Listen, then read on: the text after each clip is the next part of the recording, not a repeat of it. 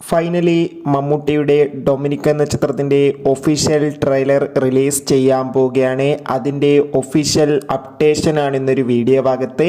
വീഡിയോയിലേക്ക് മുൻപ് video like ചെയ്യുക, ചാനൽ സബ്സ്ക്രൈബ് ചെയ്യുക.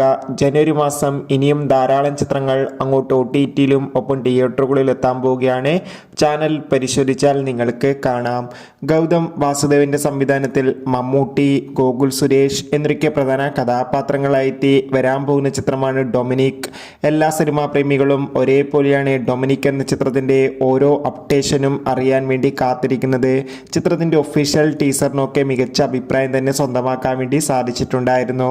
ഡൊമിനിക് എന്ന ചിത്രം ഈ വരുന്ന ജനുവരി മാസം 23 തിയേറ്ററുകളിൽ എത്തുമെന്ന് ഒഫീഷ്യലായി കൺഫേം ആക്കിയിട്ടുണ്ട്.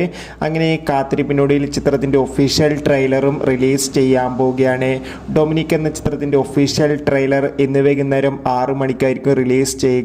എന്തായാലും ചിത്രത്തിൻ്റെ ഒരു കിടിലൻ ട്രെയിലറിനായി നമുക്ക് കാത്തിരിക്കാം. Bye bye.